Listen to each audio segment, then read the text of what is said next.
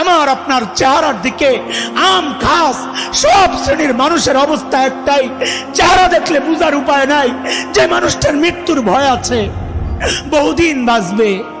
আরে এমনও তো হতে পারে এই জায়গায় বহু ভাই আছেন, বহু মানুষ আছেন যার কাফনের কাপড় দোকানে চলে আসছে।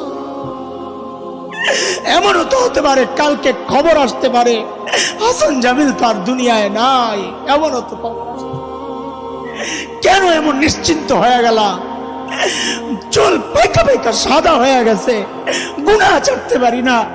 দাড়ি পাইকা সাদা হয়ে গেছে, গুনাহ ছাড়তে পারি না। অথচ মালিক ডাক দিয়া দিয়া বলতেছেন, আলাম ইয়ানি লিল্লাযিনা আমানু আন তাখশা কুলুবুহুম লিযিকরিল্লাহ। আল্লাহর ভয়ে গুনাহ ছেড়ে দেওয়ার, আল্লাহর ভয়ে অন্তরটা কেঁপে ওঠার এখনো কি সময় হয় নাই?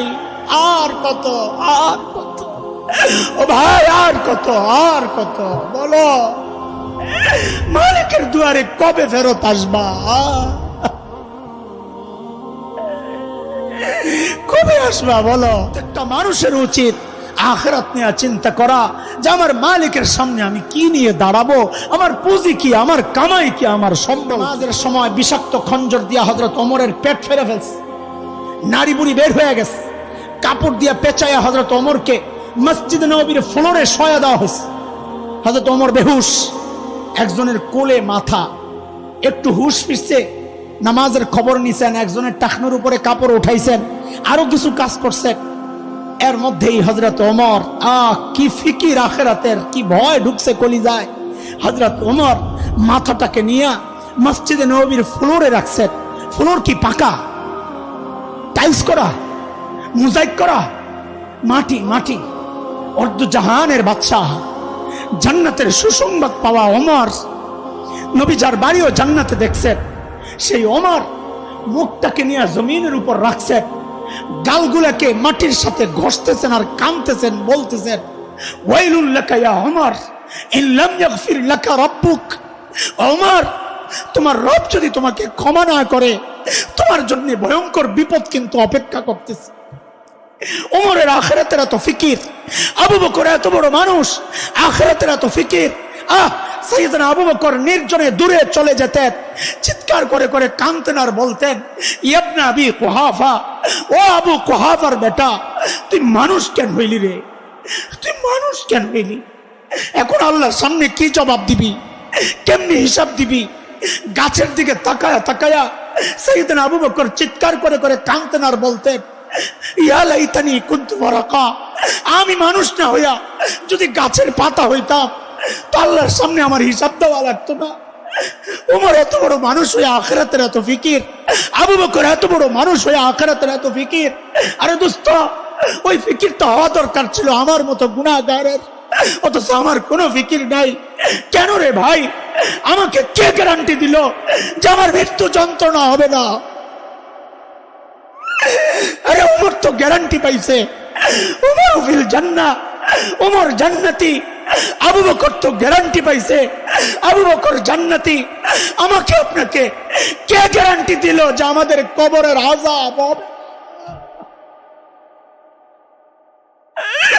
কে গ্যারান্টি দিল বলেন? আবু বকর তো গ্যারান্টি পাওয়া মানুষ, তাও এত চিন্তা। ওমর তো গ্যারান্টি পাওয়া মানুষ, তাও এত চিন্তা। আমাকে কে গ্যারান্টি দিছে যে আমি জাহান্নাম থেকে বাইচা যাব, জান্নাত পায়া যাব? ওমর তো গ্যারান্টি পাইছেন, ওমরু ফিল জান্নাত, তাও কান্দে, তাও কান্দে। বীরের বোন যদি হাসরের মাঠে তোমার সামনে দাঁড়ায় যে আমি ধর্ষিত হয়েছি মুশরিকদের দ্বারা, তুই আমার মুসলমান ভাই একটা প্রতিবাদ করতে পারস নাই। ইরাকের মা যদি দাঁড়ায় যান, আমি আমার স্বামী আমার সন্তান হারাইছি, প্রতিবাদের জন্য আগাজ নাই। ফিলিস্তিনের বোন যদি দাঁড়ায় যায়, ভাই যদি দাঁড়ায় যায় যে ইহুদি কর্তৃক নির্মম নিষ্ঠুরতার শিকার হয়ে শাহাদাত বরণ করেছি, বছরকে বছর জেল কেটেছি, মুসলমান বাংলাদেশ একটা প্রতিবাদের জন্য আসতে পারো নাই।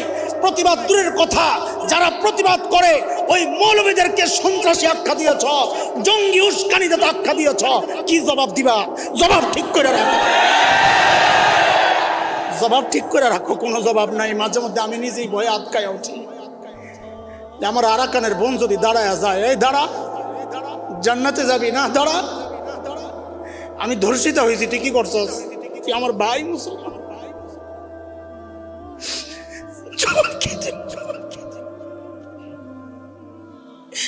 কোনো জবাব নাই, কোনো জবাব নাই, মাফ চাওয়া ছাড়া কোনো জবাব নাই।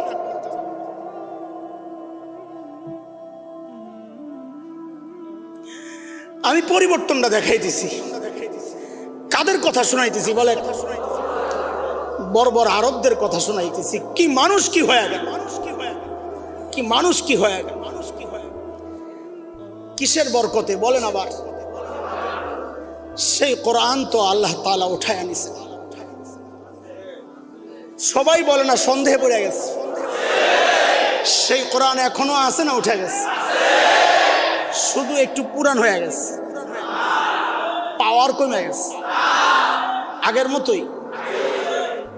তো বর্বর আরবদের অবস্থান যদি কোরআনের ছোঁয়ায় এই লেভেলে পৌঁছতে পারে, তো আজকের এই দুনিয়ায় মুসলমান উন্নতির চরম শেখরে পৌঁছার রাস্তা এই একটাই, কোরআনকে বুকে ধারণ করো, তাইলেই সম্ভব। অন্য কোনো পথে মুসলমানের উন্নতি হতে পারে না। রাস্তা একটাই। ইমাম মালিক রহমতুল্লাহি আলাইহি বলেছেন, লা ইয়াসলুহু আখিরু হাযিহিল উম্মাহ ইল্লা বিমা সালুহা আউয়ালুহা। এই উম্মতের শেষ যারা, তাদের উন্নতির রাস্তা একটাই, যেই পথে পূর্বের যারা ছিল তারা উন্নতি করেছে। রাস্তা একটাই, সেটা হচ্ছে কোরআনের পথ, সুন্নাহর পথ। রাস্তা একটাই। ঠিক তো বলতেছি, ঠিক তো বলতেছি। কিন্তু মাথা থেকে পা পর্যন্ত একটু চেক শুরু করি, মাথা থেকে পা পর্যন্ত একটু চেক শুরু করি। ওরা আমার নবীকে নিয়ে কটূক্তি করেছে, আমি ফুঁসছি। হ্যাঁ, ফুসারি তো কথা, ঠিক আছে, এটা ইমানি চেতনা, ফুঁসতে হবে। কিন্তু আমার জিজ্ঞাসা, মাথা থেকে পা পর্যন্ত আমার নবীর কোন আদর্শটা তুমি লালন করো? তোমার চুল নায়কের মতো, তোমার জামাটা গায়কের মতো, তোমার পোশাক, তোমার টাই, তোমার আখলাক, তোমার চরিত্র, বিবির পোশাক, হিন্দি সিনেমার সিরিয়ালের মেয়েদের নর্তকী বেশ্যাদের পোশাক, বিবি আর মেয়েকে না পড়াইলে তুমি নিজেকে সমাজে স্মার্ট হিসাবে প্রকাশ করতে পারো। জিল্লতি, অধপতন আসবে না কেন? আমি মনে করি আমার উন্নতির রাস্তা বুঝি ইহুদি নাসারাদের পথে না। ওদের উন্নতির রাস্তা একটা, আমার আপনার উন্নতির রাস্তা আলাদা। ছোট্ট একটা উদাহরণ শোনাই। আমাদের শেখ মুফতি তাকি ওসমানী দামাত বারাকাতুহুল আলিয়া পেশ করেছেন এই উদাহরণ। উপলব্ধির চেষ্টা করেন। উপলব্ধি, গল্প কিস্সা শোনানো মাকসাদ না আমার। আপনাদের ভেতরের চেতনাকে জাগাইতে চাই। আমি নিজেও জাগতে চাই, আমি নিজেও দুর্বল। ওদের পরিবর্তন হলে পরিবর্তন আমাদেরও সম্ভব। কোরআন তো একটাই। হায়, এক এলাকা ছিল বোকার রাজ্য, বোকার রাজ্য, পুরা এলাকার মানুষ বোকা, সহজ, একেবারে বোকা। ওই বোকার রাজ্যের এক লোক কেমনে জানি খেজুর গাছের মাথায় উঠে গেছে। কোথায়? উঠার সময় উঠে গেছে, তালতুল নাই। এখন তো আর নামতে পারে না, নামতে গেলে গুতা খায় আর কেমন করে ওঠে। এখন এই মাথায় বৈশা বৈশা খালি চিৎকার চেঁচামেচি করতেছে। এলাকার মানুষও পেরেশান, হায়রে এই মানুষটাকে কেমনে নামাবো? কারো মাথায় কোনো বুদ্ধি আসে না। শেষে বুদ্ধি একটা আসছে যে এক কাজ করো, পাশের এলাকায় একটা চালাক লোক আছে, ওরে হায়ার করে আনো। বুদ্ধিজীবী, চুল নাই আর কি। তো ওরে এলাকা থেকে হায়ার করে আনছে। কি সমস্যা ভাই? ভাই আমাদের এক ভাই খেজুর গাছের মাথায় উঠছে, নামতে পারে না, এখন একটা বুদ্ধি দাও, তুমি কেমনে নামাবো? ইজি ব্যাপার, তুমি সোজা। তো কি করতে হবে? কয়টা মোটা রশি লো, লম্বা। তুমি মোটা তাড়াতাড়ি লম্বা রশি একটা আনছে, আয়না করে খেজুর গাছের মাথায় ওঠাও। তো ফালাইছে উপরে। এখন কি করব? এই রশি ওর কোমরে শক্ত করে বাঁধতে কর। তো ওই রশি ওই বেটার কোমরে শক্ত করে বাঁধছে। বলে এবার সবাই আমার সাথে রশি ধরো, আমি যখন বলবো একসাথে সবাই টান মারবা। ঠিক আছে। হেই ওকে একসাথে টান মারছে, বেড়া তো ছিঁড়া মিরা পইরা নিচে পইরা একদম বক। এখন তো সবাই ধরছে, আরে ভাই তুমি কি করলা এটা? যেটা মানুষ মাইরা লাইলা মরে যাবে, আমি কি বুঝছিলাম? তো এইটা কোন বুদ্ধি? এটা তো এটা তো আমরাও বুঝি মরে যাবে, তোমার চালাক মনে করে আনলাম। কি জবাব দেয়? আমি তো কয়দিন আগে এইভাবে একজনকে বাঁচাইছিলাম। কই বাঁচাইছ? বলে আমার এলাকায় এক লোক কুয়ার মধ্যে পড়ে গেছিল। কোন জায়গায়? কুয়ার মধ্যে পড়ে গেছে। পরে কুয়ার মধ্যে রশি ফালাইছি, ও কোমরে বাঁধছে, সবাই মিলে টান দিছি, ও বাঁচা গেছে। এই বুদ্ধি নিয়ে হেনে খাটাইছ, কি বুঝলেন? কুয়ায় পড়া মানুষের বাঁচার রাস্তা আর খেজুর গাছের উপরে ব্যক্তি থাকা ব্যক্তির বাঁচার রাস্তা এক না। যেই মুশরিকরা জাহান্নামের গুহায় গর্তে পড়ে আছে, ওর দুনিয়ায় উন্নতির রাস্তা একটা। তোমাকে আল্লাহ মর্যাদা দিয়ে উপরে উঠাইছেন, তোমার বাঁচার রাস্তা আরেকটা। তুমি যদি ওই জাহান্নামীদের রাস্তা বাঁচার জন্যে, উন্নতির জন্যে গ্রহণ করো, তো মরা ছাড়া, জিল্লতি ছাড়া, লাঞ্ছনা ছাড়া কপালে আর কিচ্ছু জুটবে না। ওদের বাঁচার রাস্তা একটা, আমার বাঁচার রাস্তা একটা। আমার বাঁচার রাস্তা হচ্ছে কোরআন। বড় আফসোসের সাথে কথাগুলো বলতে হয়, বড় আফসোসের সাথে। আপনারা শোনেন, খেয়াল করেন, মাদ্রাসার প্রোগ্রাম, হাফেজ ছাত্ররা দস্তারবন্দি আজকে তাদের, এই জন্যই কথাগুলো উঠাইছি। অনেক দূর থেকে ঘুরে আসছি আমি, আপনাদের এখানেই, বাইরের কথা বলতেছি না, আলোচনা লম্বা জায়গা থেকে ঘুরে আসছি বুঝানোর জন্যে। হুট করে ঢুকি নাই, লম্বা সময় নিচ্ছি যেন একটু বুঝে। আমার বয়ানের একটা স্টাইল আছে, সবার বয়ানের একটা স্টাইল থাকে। অনেকে আছে ডাইরেক্ট ঢুকতে পারে, আমি ডাইরেক্ট ঢুকতে পারি না, ঘুরায় দূর থেকে আসতে হয়। এই যে জাগাত আসছি, যেই কারণে বয়ান শুরু। বড় আফসোসের সাথে কথাগুলো বলতে হয় যে এই সমাজের অধিকাংশ মানুষের চিন্তা হচ্ছে এই কোরআন হচ্ছে মৌলবীদের কাজ। এটা আমাদের জন্য না, এই কোরআন মৌলবীদের। হাদিসের কথা, ইয়াতি আলান নাসি জামান লা ইয়াবকা মিনাল ইসলামি ইল্লা ইসমুহু ওয়া লা ইয়াবকা মিনাল কুরআনি ইল্লা রাসমুহু মাসাজিদুহুম আমিরাহ ওয়া হিয়া খারাবুম মিনাল হুদা। আল হাদিস। যেমন এক সময় আসবে যখন ইসলামের নাম থাকবে, মুসলমান থাকবে না। নাম তো আব্দুল্লাহ, কাম করে রামওয়ালাদের সাথে, বামদের সাথে। কোরআনের রসুম রেওয়াজ থাকবে, খতম থাকবে, তাবিজ থাকবে, কোরআনের বিধান থাকবে না। মানুষটা সারা জিন্দেগি কোরআনের বিরুদ্ধে, উলামায়ে কেরামের বিরুদ্ধে, মাদ্রাসার বিরুদ্ধে। অথচ দেখা যায় মরার পর তার আপনজন হুজুর ভাড়া করে খতমের জন্যে। কসম আল্লাহর, জীবদ্দশায় যারা কোরআনওয়ালা হয় নাই, মৃত্যুর পর খতম পড়ায়া জান্নাতে পাঠানো যাবে না। কোরআন খতমের জন্য আল্লাহ নাজিল করেন নাই, তাবিজের জন্য আল্লাহ নাজিল করেন নাই। কোরআন তো আল্লাহ নাজিল করছেন আমার সব কিছুর জন্য, আমার জীবন, আমার পরিবার, আমার সমাজ, আমার রাষ্ট্র, গোটা দুনিয়া পরিচালনার জন্য আল্লাহ কোরআনকে নাজিল করেছে। এর কিছু দায়িত্ব আমাদেরও আছে, শুধু আপনাদের কান্দে দিতেছি না। এর কিছু দায়িত্ব আমাদেরও আছে। এই খতমের সিস্টেম যদি আমরা চালু না করতাম, আপনারা কই জানতেন? এই 40 এই কুলখানি, এই বাৎসরিক আমরা চালু না করলে আপনারা কোত্থেকে জানতেন? আমাদের মতো কিছু মানুষ যাদেরকে আমরা আমাদের পরিচয় আমরা বলি হাক্কুল্লাহ মৌলবী। কি মৌলবী বলেন আমার সাথে? এটা একটা তাচ্ছিল্যের শব্দ, মৌলবীরা জানেন আর কি। নাম হলো কি? হাক্কুল্লাহ মৌলবী। কোরআন বেচা যারা খায় এদেরকে আমরা কি বলি? হাক্কুল্লাহ মৌলবী। আছে না এই সমাজে? ওদের পকেটে ফতুয়া থাকে, আশেকে রসুল গ্রুপ। পকেটে কি থাকে? কিতাবে না, ফতুয়া কই থাকে? পকেটে। পকেটে মানে পকেটের জিনিস যেমন পাল্টায়, ওদের ফতুয়াও পাল্টায় স্বার্থের জন্য। তো এমন এক হাক্কুল্লাহ মৌলবীর ঘটনা কিতাবে পড়ছি, হিন্দুস্তানের ঘটনা। এলাকায়, ওই এলাকার সিস্টেম ছিল, যেই হুজুর জানাজা পড়াবে ওই হুজুর পরবর্তী যত প্রোগ্রাম আছে সব দায়িত্ব তার, মানে টাকা ইনকাম যা সব তার। এটা জানাজার অধিকার। ছুরি মারলো আর কি, ভাগ বসাইল।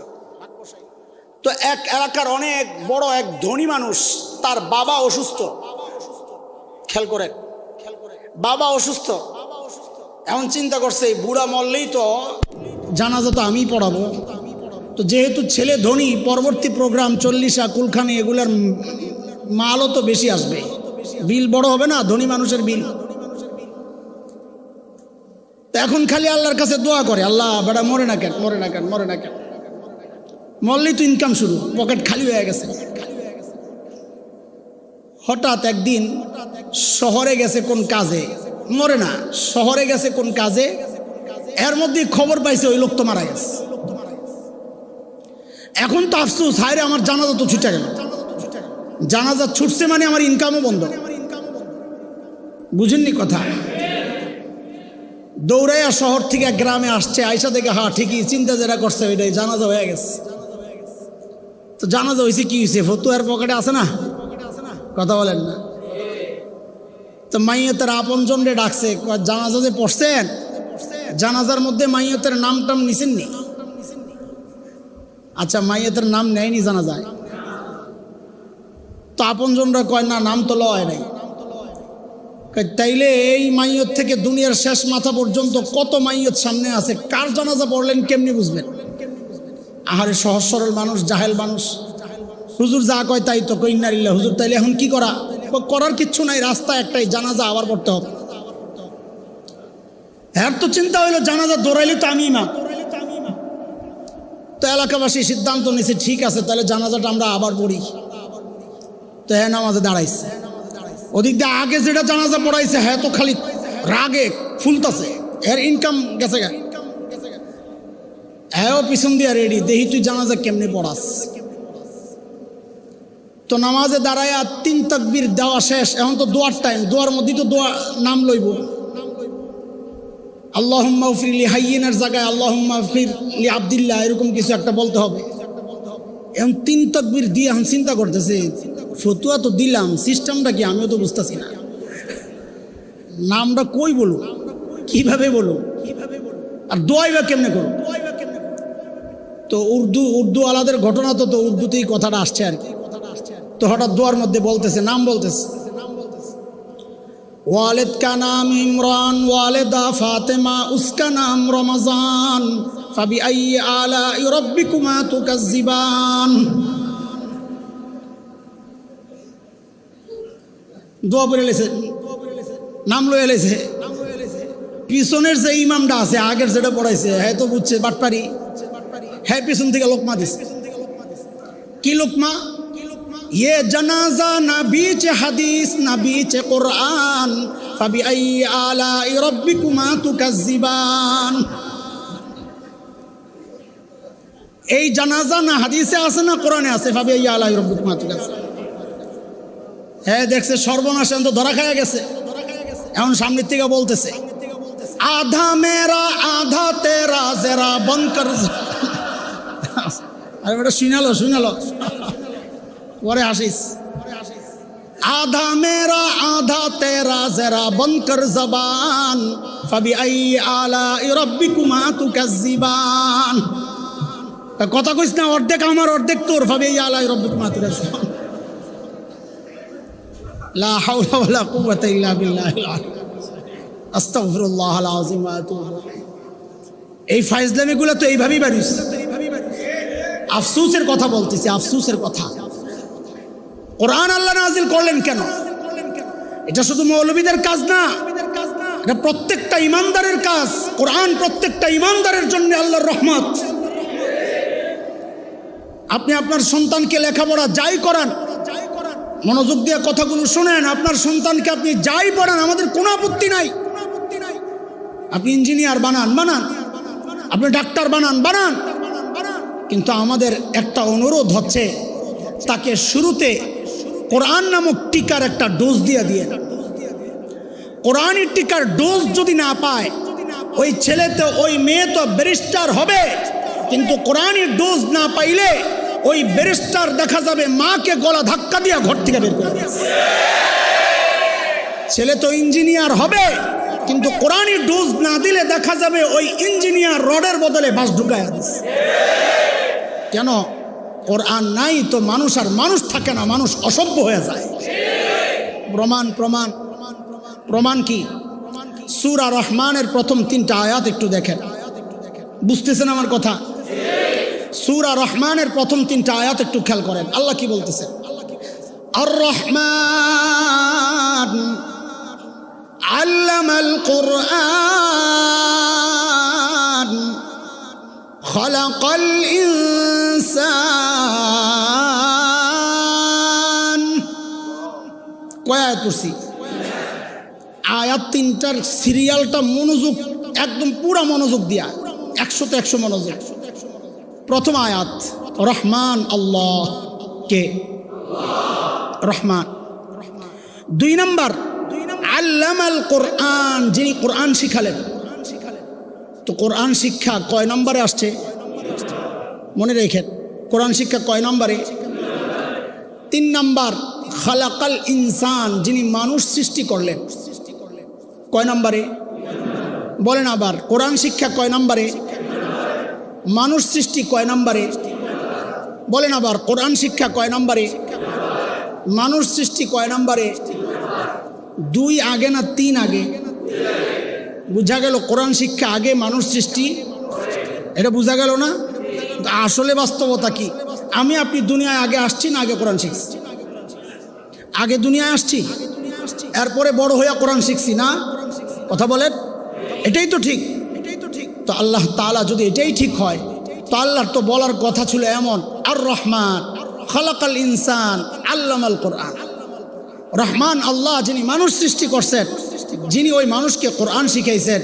আমাদের বুঝ মতো আয়াতের সিরিয়াল তো এমন হওয়ার কথা, কিন্তু আল্লাহ করলেন কি? কোরআন শিক্ষারে আনলেন, আগে মানুষ সৃষ্টি নিলেন। কেন করলেন? আল্লাহ বুঝাইয়া দিচ্ছেন, এরে মানুষ, আমি তোমাকে আগে বানাইছি, কিন্তু যদি তুমি কোরআনী শিক্ষায় শিক্ষিত না হও, তাইলে তুমি দেখতে মানুষ, আসলে মানুষ না। মানুষ পরিচয় তখনই দিবা যখন আগে তুমি কোরআনী শিক্ষায় শিক্ষিত হবা। আর না হয় তুমি দেখতে মানুষ, আসলে একটা পশু, ভিতরে মনুষ্যত্ব নাই। একটা উদাহরণ দিলে আরো বুঝবেন, বুঝেন, খেয়াল করেন। তাসলিমা নাসরিন এক বিতর্কিত লেখিকা ছিল, মনে আছে নাম? ভুলেন নাই? এগুলারে ভুলা যায় না। আবুল আহাব যেমন ভুলি না, এগুলারে ভুলব না। এটা হইল যুগের আবুল আহাবের বউ। সব যুগে আবুল আহাব পাল্টায়। সূরা লাহাব কি আবুল আহাবের জমানায় শেষ হয়ে গেছে না? এখনো আছে। সূরা লাহাব যতদিন থাকবে, যুগে যুগে আবুল আহাব আসবে। আবুল আহাবের বউ উম্মে জামিল, নাম পাল্টায় পাল্টায়। কোনো যুগে উম্মে জামিলের নাম আসবে তাসলিমা, কোনো যুগে আসবে ওই তুরিন টুরিন, এক এক সময় এক একটা আসবে। কিন্তু যুগ পাল্টাবে, আবু লাহাবও পাল্টাবে, বউও পাল্টাবে, সূরা কিন্তু ঠিকই আছে।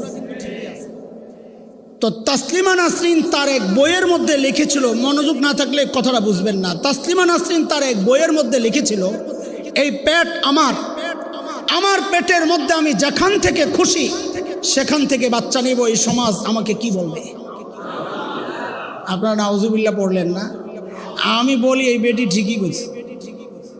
ওই বেটি এই কথা না বললে আল্লাহর কোরআনের সিরিয়াল বুঝতাম না। তাসলিমা যে বললেন আমার পেটে আমি যেখান থেকে খুশি সেখান থেকে বাচ্চা নিব, এই কথাটা কেন বললেন? কারণ সে কোরআনী শিক্ষায় শিক্ষিত না। এই জন্যে সে যেই কথা বলেছে এটা মানুষের কথা না। কারণ যেখান থেকে খুশি সেখান থেকে পেটের মধ্যে বাচ্চা মানুষ নেয় না, এটা কুত্তার চরিত্র। ও বুঝাইয়া দিছে আল্লাহর কথাই ঠিক। আমি যেহেতু কোরআনী শিক্ষায় শিক্ষিত না, এই জন্য আমি দেখতে মানুষ, আসলে মানুষ না, আমি নাম্বার 1 একটা কুত্তি। আল্লাহ বলেন ওই জন্যই আমি কোরআন শিক্ষার ব্যাপার আগে আনছি, মানুষ শিক্ষার ব্যাপার পরে নিছি। এইটা হচ্ছে এক ব্যাখ্যা, এটার আলাদা অনেক ব্যাখ্যা আছে। আমার যে কথাটা বলা দরকার, যে কোরআন শিক্ষা নাই, কোরআনী শিক্ষা নাই, ওই মানুষ মানুষ না, দেখতে মানুষ, আসলে জন্তু। আপনি দেখেন যার ঘরে কোরআন নাই তার ঘরে শান্তি নাই। এই চ্যালেঞ্জ তো আল্লাহর। চ্যালেঞ্জ কার? আল্লাহ বলেছেন, ওমান আরাদা আন যিকরি فإن له معيشة ضنكا ونحشره يوم القيامة أعمى قال رب لم حشرتني أعمى وقد كنت بصيرا قال كذلك أتتك آياتنا فنسيتها وكذلك اليوم تنسى সহজ কথায় আল্লাহ বলতেছেন, কোরআন মানবা না আমি কলিজায় আগুন লাগাইয়া দিব। আমরা কি দেখলাম? ছেলে মেয়ে প্রতিষ্ঠিত, নিজে প্রতিষ্ঠিত ব্যবসায়ী, অথচ কোরআনী এলেম নাই, দিন মানে না। তো কি হইছে? নিজের নিরাপত্তার জন্য কিনা পিস্তলটা দিয়ে নিজেকে গুলি করে হত্যা করেছে। এই দৃশ্য দুনিয়াবাসী দেখে নাই কেন? কোরআন থেকে দূরে সরবা তো আল্লাহ কলিজায় আগুন লাগাইয়া দিবে। ও বাবা, ও মা, যারা শুনতেছেন আমার কথা, আপনাদের কাছে একটা জিজ্ঞাসা আমার। এই জিজ্ঞাসার আগে আমি ছোট্ট একটা ঘটনা শোনাইতেছি আপনাদেরকে। ডরায়েন না, ছেড়ে দিব। আমারও তো কাহিল লাগতেছে, গরমের মধ্যে কার ভাল লাগে। আমার মসজিদের কথা। এই গল্প আমরা কিতাবেও পড়েছি, কিন্তু আমার নিজের সাক্ষী, আমি নিজেও দেখেছি। এক বড় মানুষের বাবা ইন্তেকাল করেছে। ছেলে বড় ডক্টর, পিএইচডি করা ডক্টর, আমেরিকার কোন ইউনিভার্সিটিতে পড়ায়। বাবা ইন্তেকাল করেছে, ছেলে আসবে এই জন্য হসপিটালে লাশ রেখে দিয়েছে 2-3 দিন। ছেলে যখন আসছে, জানাজা আসছে আমার মসজিদে, জানাজা পড়াইতে দাঁড়াবো, এর মধ্যে ওই ভদ্রলোক হাউমাউ করে কান্না শুরু করছে। আমরা সবাই অবাক। অবাক হওয়ার কারণ হচ্ছে, এই জাতীয় মানুষ দিল একটু শক্ত হয়, লেখাপড়া করতে করতে কেমন জানি হয়ে যায়, কান্নাকাটি কম করে। আবার লম্বা সময় বাবা থেকে বিচ্ছিন্ন, এই জন্য টান কম থাকার কথা। আপনজনরাও অবাক যে ঘর থেকে লাশ বের করা। আমার নিজের দেখা হচ্ছে, একজন মাইয়ত কেন্দ্রিক সবচাইতে করুণ সময়টা হচ্ছে যখন লাশটাকে ঘর থেকে বের করা হয়। তখন মহিলারা, বিশেষ করে মেয়েরা চিৎকার করে কান্না করতে থাকে, এই জন্যে যাহারে জীবনের শেষবারের মতো বের হয়ে যাচ্ছে ঘর থেকে। ওদের কান্না শুনলে পুরুষরাও কান্না শুরু করে। ওই সময়টা হচ্ছে সবচাইতে করুণ কঠিন সময়। তো আপনজনরা বলতেছে, হুজুর ও তো ওই সময়ও কান্না করে নাই, বাসায়ও কান্না করে নাই, এখন কেন কান্না করতেছে? তো আমরাও অবাক, কেন কান্না করতেছে?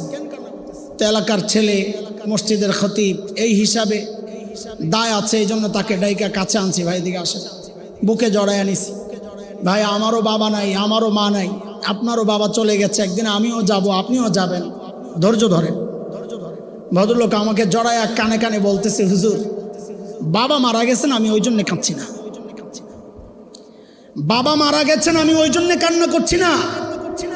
তো বলে, তো কি জন্য কান্না করছেন? বলে, আমি এখন জানাজা পড়বো, আমি কান্না করছি এই জন্যে। আমি ভাবতেছি, বাবা আমারে তুমি কত লেখাপড়া করাইছো, কত কিছু পড়াইছো, সর্বোচ্চ ডিগ্রি আমার, এত এত পড়াশোনা করলাম, এত কিছু তুমি করাইলা, কিন্তু এখন তোমার লাশ সামনে, আমি জানাজা পড়বো, কিন্তু কি পড়বো আমি কিচ্ছু জানি না। আমি তো কাঁদতেছি ওই জন্যে। আলেম ছাড়া, আলেম ছাড়া এখানে যারা আছেন সবাই তো দিনদার, দিনদার বলেই তো আসছেন, অন্যদের কথা বাদ। এই দিনদারদেরকে আমার প্রশ্ন, বুকে হাত দিয়া বলেন তো, কতজন এখানে আছেন যার সন্তান তার জানাজা পড়াইতে পারবে? বলেন আপনারা। তো কি হইল? এই ইঞ্জিনিয়ার আপনার কবরে কোন কাজে আসবে? এই ডাক্তার আপনার কবরে কোন কাজে আসবে? আরে কবর তো দূরের কথা, দুনিয়ার কাজেও তো আসে না, ঘর থেকে বের করে দেয়। কবর তো দূরের কথা। তো কি হইল? কি ধরলেন, কি ছাড়লেন? আমাদের প্রশ্ন আপনাদের কাছে, কি ধরলেন আপনি, কি ছাড়লেন? ধরলেন কি, পেলেন কি, ছাড়লেন কি, হারালেন কি? হ্যাঁ হ্যাঁ, বরং আল্লাহ মাফ করুক, আমরা পানাহ চাই, আপনাদের জন্য দোয়া করি। বরং এই সন্তান আপনাকে কিছু দিবে থাক দূরের কথা, আল্লাহ না করুক, আমরা চাই না এটা, আপনি বেঁচে যান। হতে পারে এই সন্তান আল্লাহর আদালতে আপনার সামনে দাঁড়ায়া যাবে, আপনাকে আসামির কাঠগড়ায় দাঁড় করে আল্লাহর কাছে নালিশ করবে। কোরআনে আসছে সূরা আযাবে, বাচ্চারা আল্লাহর কাছে নালিশ করে করে বলবে, রব্বানা ইন্না আতানা সাদাতানা ওয়া কুবারানা فأضلونا السبيل ربنا آتهم ضعفين من العذاب والعنهم لعنا كبيرا।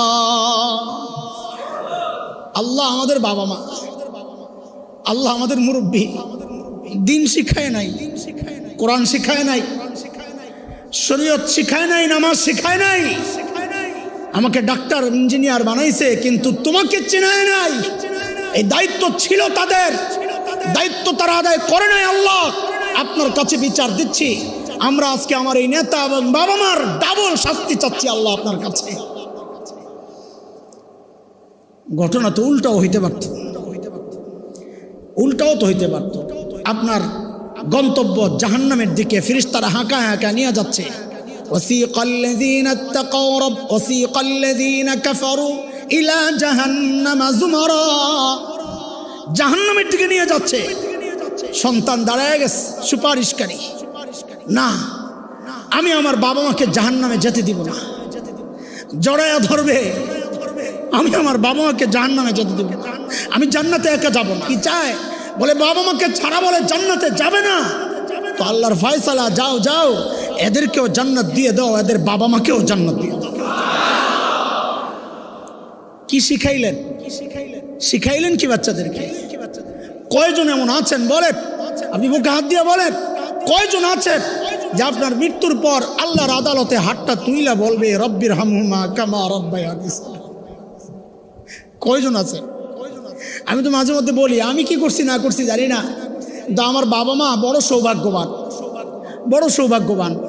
কারণ হচ্ছে আমার মনে পড়ে না, আমি জানি না এমন কোনো দিন বাকি যায় কিনা, বাদ যায় কিনা, যেদিন আমি দোয়ায় রব্বির হামহুমা এই দোয়াটা পড়ি না। কেন কেন আপনাদেরকে বলি কেন?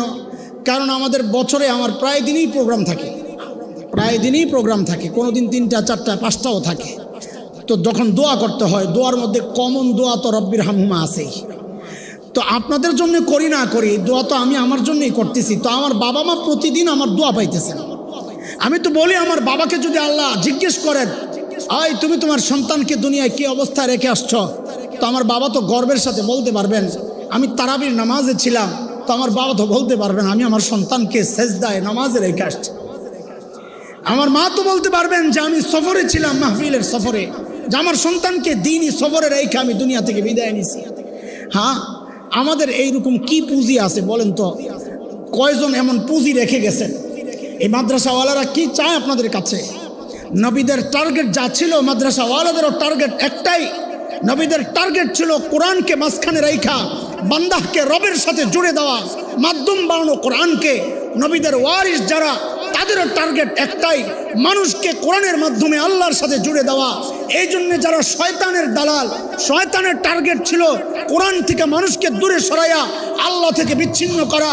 শয়তানের দালালরাও এখন উঠে পড়ে লেগেছে আলেমদের বিরুদ্ধে, বিভিন্ন কুৎসা রটিয়ে মাদ্রাসার বিরুদ্ধে চক্রান্ত করে। কেন? যেন এই সমাজকে, মানুষকে, আল্লাহর নবীর উম্মতকে কোরআন থেকে দূরে সরাইয়া, আলেম ওলামা মাদ্রাসা থেকে দূরে সরাইয়া আল্লাহ থেকে বিচ্ছিন্ন করতে পারে। ওদের টার্গেট এটা, আমাদের টার্গেট এটা। সিদ্ধান্ত আপনার, কাদের পক্ষে থাকবেন, কাদের প্রতিপক্ষ হবেন। মনে রাখেন, যদি আলেমদের প্রতিপক্ষ হন আপনার লিডার হচ্ছে আবুল আহাব, আর যদি আলেমদেরকে বুকে নিতে পারেন আপনার লিডার হাসরের মাঠে হবে মুহাম্মদুর রাসূলুল্লাহ সাল্লাল্লাহু আলাইহি ওয়াসাল্লাম। সিদ্ধান্ত আপনার, সিদ্ধান্ত আপনার কোন মিছিলে আপনি অংশগ্রহণ করবেন, সিদ্ধান্ত আপনার। আমাদের দায়িত্ব হচ্ছে আপনাদেরকে কথাগুলো পৌঁছায়া দেওয়া, দিলকে চাঙ্গা করার জন্যে, উৎসাহিত করার জন্যে বিভিন্ন ঢঙে, কখনো নরমে কখনো গরমে, কখনো প্যারাসিটামলে, কখনো অ্যান্টিবায়োটিকে, কখনো মিষ্টি ওষুধে, কখনো ইঞ্জেকশনে, কখনো থেরাপিতে, কখনো অপারেশনে, বিভিন্ন সিস্টেমে ডাক্তার যেমন চিকিৎসা করে, একজন আলেম উম্মতের রুহানি ডাক্তার তারাও বিভিন্নভাবে বিভিন্ন সুরে, কখনো নরমে কখনো গরমে, কখনো নিচে পুছে, কখনো ধমকের সুরে আপনাদেরকে চায় একটাই টার্গেট। আপনাদের আমাদেরও টার্গেট একটাই, উম্মতকে কোরআনী নূরে নুরানি কইরা, কোরআনী ছায়ায় সকলকে টেনে এনে একসাথে বুকে বুক মিলাইয়া সাহাবীদের ওই মিছিলে মোবারক কাফেলায় শরীক হইয়া জান্নাত অভিমুখে রওনা হব। আমাদের টার্গেট একটাই। সিদ্ধান্ত আপনার, আপনি কোন মিছিলে অংশগ্রহণ করবেন, সিদ্ধান্ত আপনার। আল্লাহ তাআলা আমাদেরকে সহি বুঝ দান করেন। আমিও ডাক্তারের মতো বিভিন্ন পন্থায় চিকিৎসা করছি, কষ্ট পাইলে মাফ করে দিয়েন। ডাক্তার ইঞ্জেকশন দিলে কষ্ট পাইলে এটা তো আপনার ভালোর জন্যে, অপারেশন করলে ডাক্তারের কী লাভ, আপনার ভালোর জন্যে। তো আপনাদেরকে আমরা বিভিন্ন সময় বিভিন্ন রকমের কথা বলি, মাফ করে দিয়েন আমাদেরকে। আপনাদেরকে খোঁচানো আর কষ্ট দেওয়া মাকসাদ না, উদ্দেশ্য হচ্ছে আপনাদের চিকিৎসা। আমরাও রুগী, আমাদেরও চিকিৎসা দরকার। আমাদের চিকিৎসা করার মতো লোক আছে, আমাদের মুরব্বীরা আছেন। আপনারাও সেই মুরব্বীদের কাছে যায় নিজেদেরকে পরিশুদ্ধ করেন। আমরা বলি আসেন, আমাদেরকে দূরে ঠেলে দিয়েন না। আলেম ওলামাদেরকে প্রতিপক্ষ বানায়েন না। আল্লাহর রাস্তে মাদ্রাসাকে প্রতিপক্ষ না বানায়া বুকে টাইনা নেন। ইনশাআল্লাহ দুনিয়া শান্তির হবে, আখিরাত শান্তির হবে ইনশাআল্লাহ। আল্লাহ তাআলা আমাদের সবাইকে কোরআনওয়ালা বানায়া দেন, মাদ্রাসাওয়ালা বানায়া দেন, আলেম ওলামাদের পক্ষের লোক বানায়া দেন। প্রতিপক্ষ হওয়া থেকে আল্লাহ হেফাজত করেন। কোরআনের দুশ্মন, মাদ্রাসার দুশ্মন হওয়া থেকে আল্লাহ আমাদের সবাইকে হেফাজত করেন।